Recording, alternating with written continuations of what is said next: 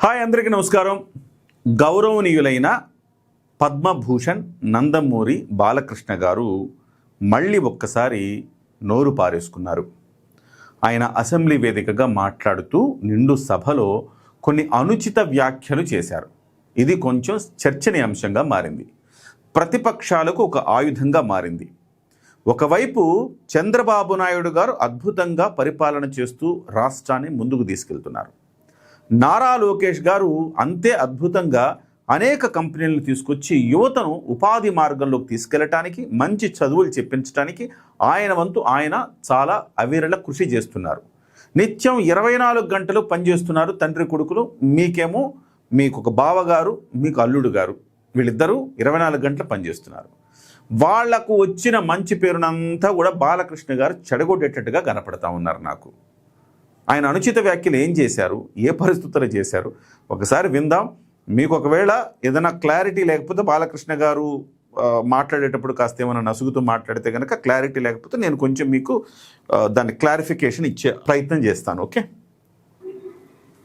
అధ్యక్ష, ఇందాక శాసనసభ్యులు కామినేని శ్రీనివాసరావు మాట్లాడుతూ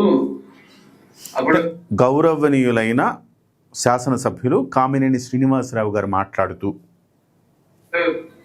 అందరూ ఇండస్ట్రీ కలవడానికి వెళ్ళినప్పుడు సైకో గారిని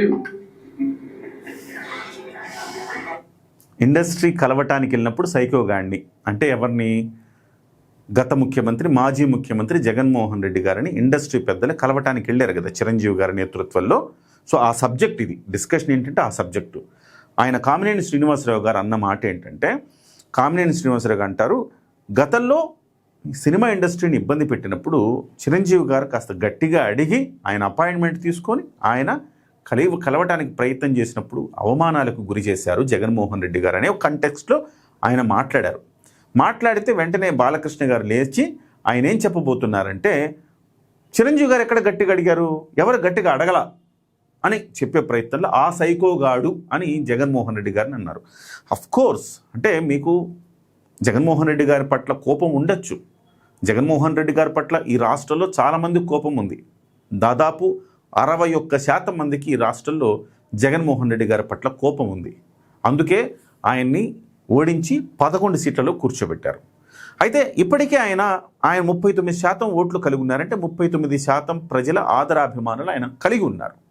కాబట్టి మనము మాట్లాడచ్చు, సబ్జెక్టు వైజ్ మనం మాట్లాడితే బాగుంటుంది. ఆయన ఏం పనులు చేస్తున్నారు, ఏం అరాచకాలు చేశారు, 43,000 కోట్ల రూపాయల అక్రమాస్తుల వ్యవహారంలో ఆయన నిందితుడిగా ఉన్నారు. అలాగే వాళ్ళ బాబాయ్ మర్డర్ కేసులో కూడా ఆయన అనుమానితుడిగా కొంత ఆయన మీద కొన్ని స్పెక్యులేషన్స్ ఉన్నాయి. ఇవన్నీ మాట్లాడుకోవచ్చు. జగన్మోహన్ రెడ్డి గారు ఏ రకంగా మద్యం కుంభకోణంలో ఏ రకమైన స్కామ్ చేశారు, ఇవి మాట్లాడుకోవచ్చు. కానీ కొంచెం పార్లమెంటరీ లాంగ్వేజ్లో మాట్లాడితే బాగుంటుంది. అన్పార్లమెంటరీ లాంగ్వేజ్లో వాడు వీడు అంటే బయట మాట్లాడుకోవటం వేరు, ఆ లోపల మాట్లాడటం వేరు. ఇది సభలో మాట్లాడుతున్నప్పుడు కొంత జాగ్రత్తగా మాట్లాడాల్సిన అవసరం ఉంది.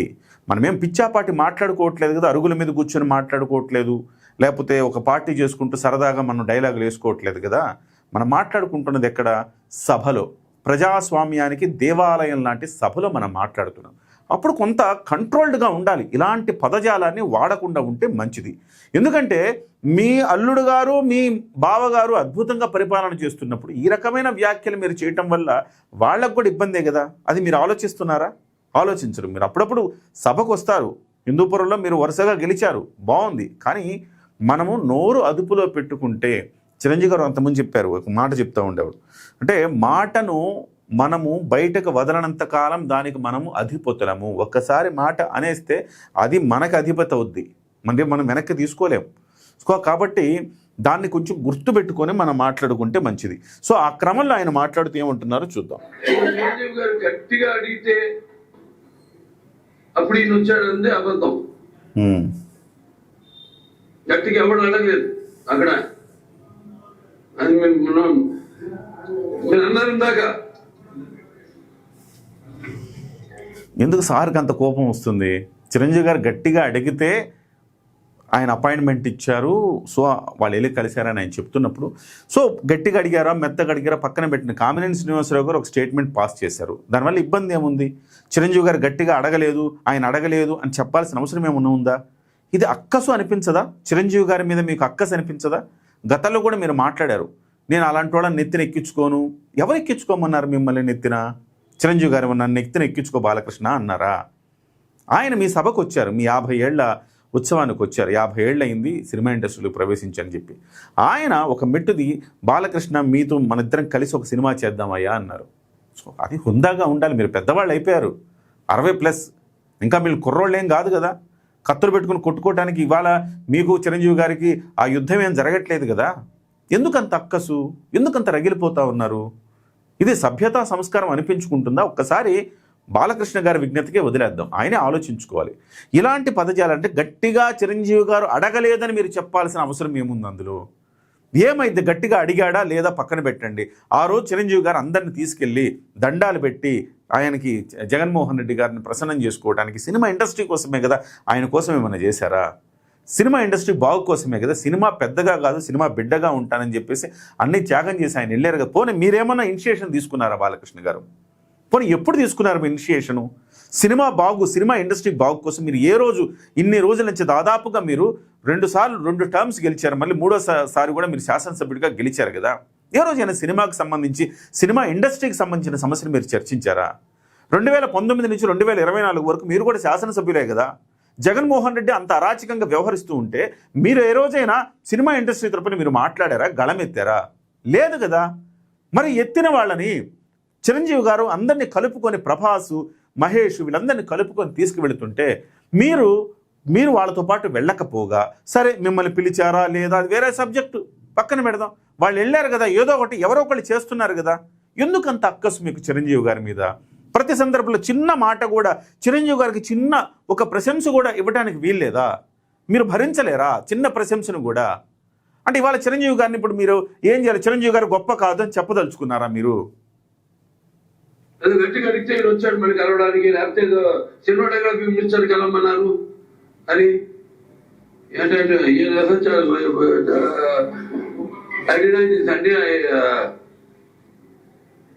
అవి మిగతా ఓకే, అవమానించడం ఆయన ఓకే, లేదా ఆయన పెద్ద గట్టిగా చెప్తే ఆయన దిగొచ్చాడంట కలవడానికి. అంత సినిమా గట్టిగా చిరంజీవి గారు చెప్తే దిగొచ్చాడంట అని ఆ పదాన్ని, ఆ వాక్యాన్ని ఆయన బాలకృష్ణ గారు జీర్ణించుకోలేకపోతున్నారు. చిరంజీవి గారికి ఎక్కడ క్రెడిట్ వచ్చేస్తుందని ఆయనకు ఎందుకో కంగారు పడిపోతున్నారు. అంత హడావిడిగా లేచి దాన్ని ఖండించాల్సిన అవసరం ఏమన్నా ఉందా?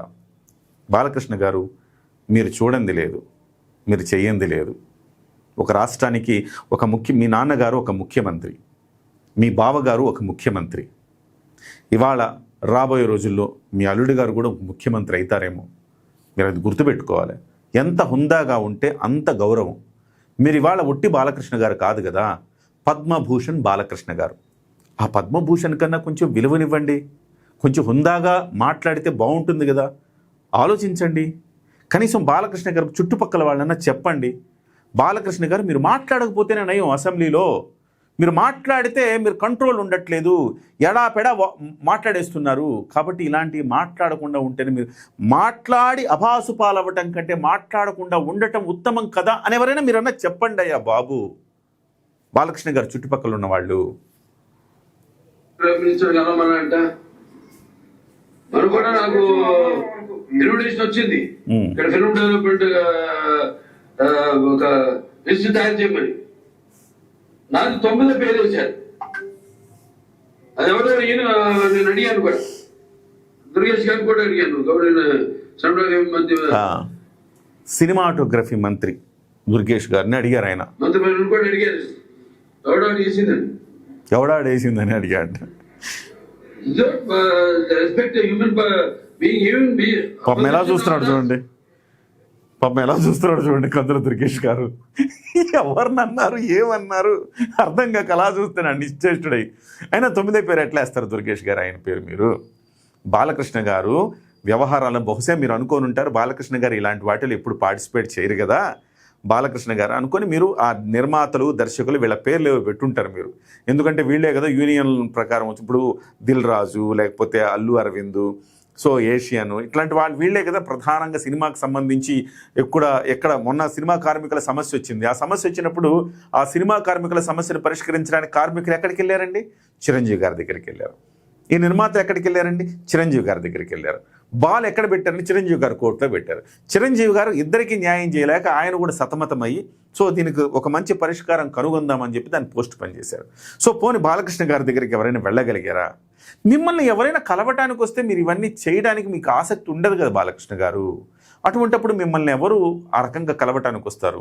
ఇప్పుడు ఇవాళ పేరు మీ 9వ పేరు పెట్టారంటున్నారు. వాస్తవానికి ఒక హీరోల్లో మీ పేరు 9వ పేరు పెట్టడం అనేది కరెక్ట్ కాదు. కానీ అది ఒక హీరోల్ని పిలిచిన సమావేశం కాదు కదా. నిర్మాతలు, దర్శకులు, సో వీళ్ళందరూ కలగలిపిన సమావేశం కాబట్టి బహుశా మీరంత యాక్టివ్గా ఉంటారు కాబట్టి మీ పేరు ఏదో 9వ పేరు పెట్టుంటారు. క్షమించి వదిలేయండి. దానికోసం పాపం వాళ్ళని చూడు, ఆయన ముఖం ఎట్లయిపోయింది చూడండి. కందులు దుర్గేష్ గారు ఈయనేంటి తిట్టేస్తున్నాడు అనుకుంటున్నాడు. సో కాబట్టి బాలకృష్ణ గారు ఒకటి గుర్తుపెట్టుకోవాలి, మీరు అసెంబ్లీలో ఉన్నారు, మీరు శాసనసభ్యులు, మీకు పద్మభూషణ్ అవార్డు వచ్చింది, మీరు ప్రజలకు ప్రతినిధిగా ఉన్నారు. ప్రజాస్వామ్యానికి దేవాలయం లాంటిది అసెంబ్లీ. ఇక్కడ మాట్లాడేటప్పుడు మనము కాస్త ఒళ్ళు దగ్గర పెట్టుకొని మాట్లాడాలి. ఎటువంటి అన్పార్లమెంటరీ వర్డ్స్ రాకుండా చూసుకోవాలి. ఒకవేళ వస్తే ప్రజలు మనల్ని చులకనగా చూస్తారు. కాబట్టి ఇవన్నీ గుర్తుపెట్టుకొని బాలకృష్ణ గారు మాట్లాడితే మంచిది. ఇవాళ చిరంజీవి గారికి ఆ క్రెడిట్ వస్తే ఎంత, రాకపోతే ఎంత, చిరంజీవి గారు చేయాల్సింది చేస్తారు. ఇవాళ ఆయన ఏమన్నారు, సినిమా పెద్దగా ఉంటేనే చేస్తానన్నారా ఏంటి? సినిమా బిడ్డగా చేస్తానయ్యా అన్నారు. ఆయనకి పదవులు ఆయన చూడండి ఏముంది. సో ఆయన గంజి నుంచి బెంజి దాకా చూశారు. ఇవాళ బాలకృష్ణ గారు ఈ రకంగా మాట్లాడడం వల్ల ఆయన విలువ ఏమైనా తగ్గిపోద్దా? ఆయన గౌరవం ఏమైనా తగ్గిపోద్దా? ఆయనకి రావాల్సిన క్రెడిట్ ఏమైనా పోద్దా? ఏం పోద్దంటే బాలకృష్ణ గారికి పోద్ది. ఏంటి ఇంత చిన్నతనంగా మాట్లాడారు బాలకృష్ణ గారు? ఇలాంటివి కూడా పట్టించుకుంటారా? ఇంత అక్కసేంటి ఈయనకి? ఇంత ఓర్వలేని తనం ఏంటి ఈయనకి? ఎందుకు ఇలా మాట్లాడుతున్నారని అనుకుంటారు. 2 తప్పులు. ఒకటి, మీరు మాట్లాడడమే తక్కువ అసెంబ్లీలో, మాట్లాడంగానే 2 తప్పులు. ఒకటి, వాడు సైకోగాడ అని ఆయన్ని జగన్మోహన్ రెడ్డి గారిని అన్నారు, అది అన్పార్లమెంటరీ. 2, చిరంజీవి గారి పట్ల మీ అక్కసు ప్రదర్శించారు. దయచేసి ఎవరైనా బాలకృష్ణ గారి కన్నా చెప్పండి. బాలకృష్ణ గారిలో కనీసం చంద్రబాబు గారు, కనీసం మీరెవరు బయట వాళ్ళు చెప్పే సాహసం చేయలేరు అనుకోండి, చంద్రబాబు గారు, లోకేష్ గారు చెప్పాలి. మీరు తెచ్చిన మంచి పేరంతా చెడగొట్టేస్తున్నారు బాలకృష్ణ గారు. నమస్కారం.